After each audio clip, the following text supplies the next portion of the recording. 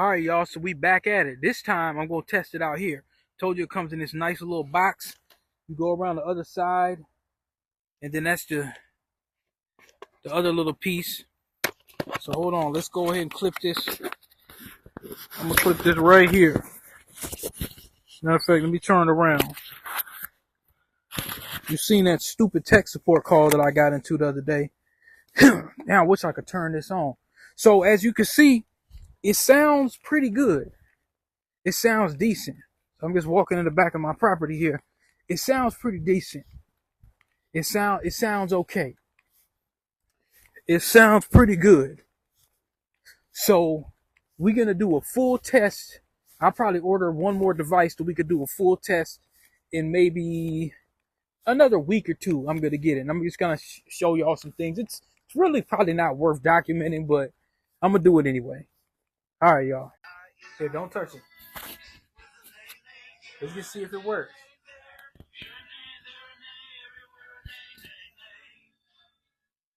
You say peekaboo?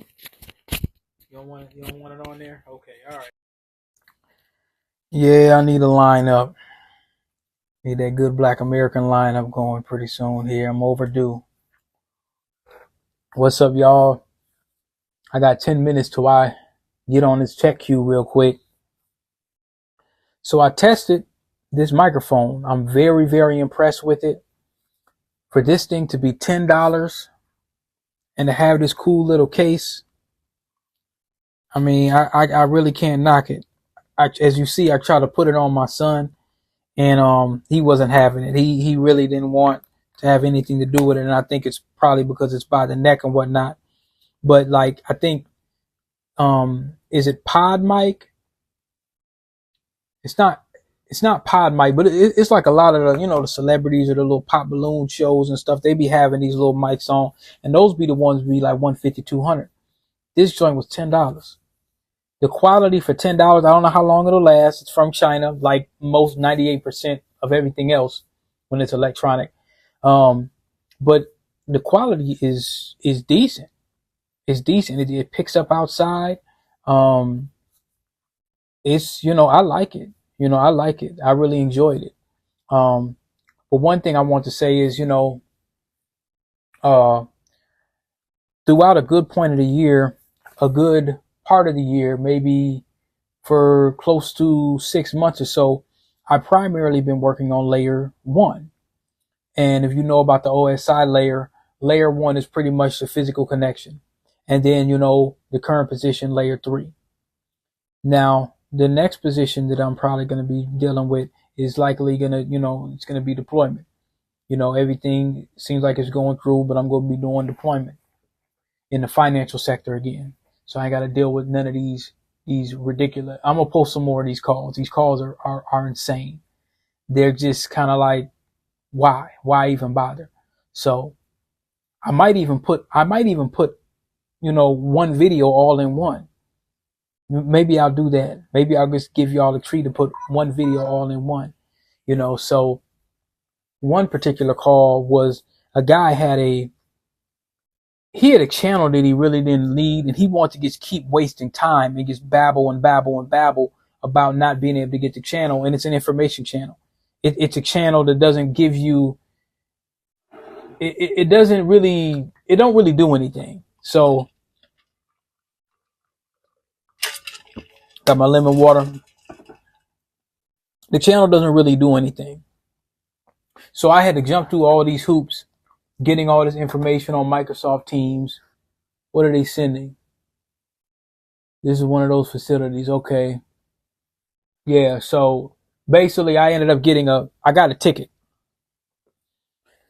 and I get this dude on the phone. He was dealing with, I think SD-WANs, or he was dealing with something where they paid for a certain amount of money, and they're a high priority case, which they didn't notify me about. The vendor that I'm with. So they're a high priority case. And instead of people just giving me the direct information, it took 15 minutes. I got this guy on the hold for 15 minutes. They could have provided this information to me far much sooner. That ain't no, anyway, but, They could have provided me this information much, much sooner than what they did. They chose not to. So the customer ended up hanging up. So I said, well, shit, I'm not going to call him back and not have no information for him. So, after the weekend, after the holidays, Thanksgiving and whatnot, you got all these people loaded up on calls. So, I'm just ready for the next chapter. I know it's a different pace. They've been going pretty well. Now I'm on Microsoft Teams doing my thing. But they're in a rush to try to get me on this phone line all the time. But as I got my other little thing going on, I won't have to really, Lord willing, I won't have to deal with this garbage too much longer. I've never seen an internet service provider that was, a lot of them lie. Comcast sometimes is bad, but I've had Comcast for a minute. They've been shaping up. I ain't gonna lie, they've been shaping up. And I told y'all how that copper is. That copper be, this new fiber in some of these rural areas is super janky. I've never seen an internet service provider, which I won't name, never seen a place that lies to their customers this much. Don't ever believe, y'all, when people say it takes weeks and weeks and days to provision. Man, it takes a button.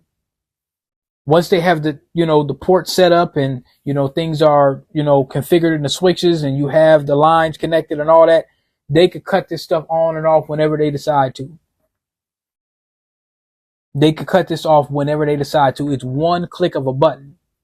One click of a button and I could turn somebody's service on and off. So don't never let them try to jive you and tell you all this. And, it's some of the worst customer base I've seen, and probably some of the worst customer support that I've ever seen in my life. You got folks calling up like, I just got this service. My fiber's not working. He just got it installed. And his fiber's doing worse than copper, man. His fiber is doing worse than copper. It's embarrassing. And they cursing me out and doing all that. If they don't get too crazy, a lot of times I done figured out a way to just put them on hold. I don't want to do network support again. Network support sucks. So I'd rather go back to deployment, But there's a movie that I watched. There's two movies that I saw. One thing I've been watching, people have been saying it's good, so I decided to check it out. It's called Yellow Jacket. I'm probably not going to do a review on that because that's not really technical, but there's this other one called Alive by Blumhouse. Y'all know I like Blumhouse. And I want to really, really break down an analysis on this movie called Alive. So if you guys haven't watched it yet, and if you ain't going to watch it, it's a spoiler. But I'm probably going to break that down for you this weekend. It's not going to be your normal technical review that you normally get from, it's going to have some, it's a lot of transhumanism elements in it. I'm telling you, it's insane. It's ridiculous. Some of the things that you're going to see, and the way that I analyze and break it down, you're going to be like, yeah, this is a little too much. It's not that it's a real scary movie, but it has a lot of nuances and it does have a few layers. It's nowhere near your typical, it's nowhere near your Jordan Peele layers, but it has some little layers and it has some little things that I noticed. And I wish I could put it on video without a copyright strike. Maybe I might be able to do a Patreon. Maybe I should do that. Maybe I should do a Patreon and do stuff like that where I could put it up there and then you guys could sign up or whatnot. So maybe I'll do an analysis like that, but I would like to use ODS. But, YouTube they're not going to let me do fair use, I don't think. Not with Netflix. So be on the lookout for that. I'll do the audio part at least. And I'll test it on one of my other channels just to make sure it's okay and they don't strike it. And then we'll go from there.